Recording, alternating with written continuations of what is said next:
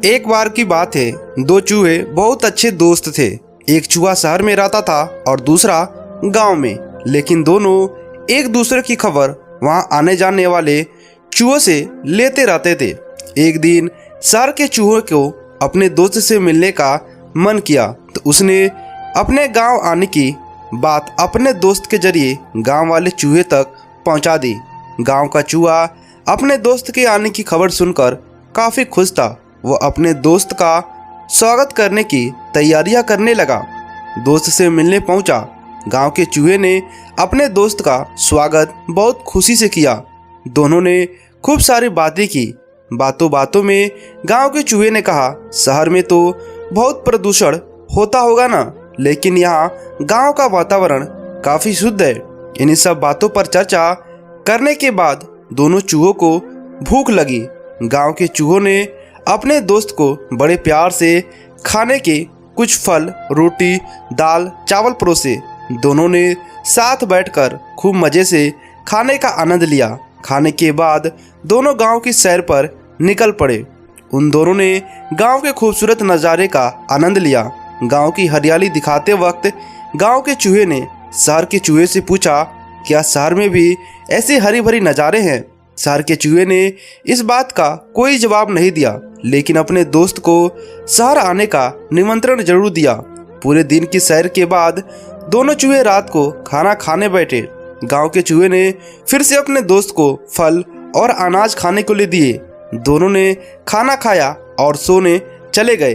अगली सुबह गांव के चूहे ने अपने दोस्त को नाश्ते में फिर से वही फल और अनाज परोसे। यह देखकर शहर का चूहा चिढ़ गया। उसने चिढ़ते हुए गांव के चूहे को कहा, तुम्हारे यहाँ क्या हर वक्त यही खाना खाया जाता है? क्या इन सब के अलावा कुछ और भी खाना है? शहर के चूहे ने अपने दोस्त को कहा, चलो इसी वक्त शहर चलते हैं। वहाँ देखना कितनी आराम की ज़िंदगी है और कितने प्रकार की चीज़ें खाने के लिए। गांव का चूहा अपने दोस्त के साथ चलने को तैयार हो गया। दोनों ही चूहे शहर की तरफ निकल पड़े। शहर पहुँचते पहुँचते रात हो गई। शहर का चूहा एक बड़े से घर में भील में रहता था। उतना बड़ा घर देखकर गांव का चूहा आश्चर्यचकित रह गया। फिर उसने देखा कि टेबल पर कई प्रकार के खाद्य पदार्थ रखे हैं। दोनों चूहे खाने के लिए बैठ गए। गांव के चूहे ने पनीर का टुकड़ा चखा। उसे पनीर काफ़ी पसंद आया और उसने तुरंत उसे चट कर दिया। अभी दोनों खाना खा ही रहे थे कि उन दोनों को बिल्लियों की आवाज़ सुनाई दी। शहर के चूहे ने गांव के चूहे को तुरंत बिल में छुपने को कहा। उसने बोला, दोस्त जल्दी से बिल में छुपो, नहीं तो बिल्ली हमारा शिकार कर लेगी। वो दोनों दौड़कर बिल में छिप गए। गांव का चूहा काफ़ी डर गया था। थोड़ी ही देर में बिल्ली वहां से चली गई और दोनों बाहर आ गए।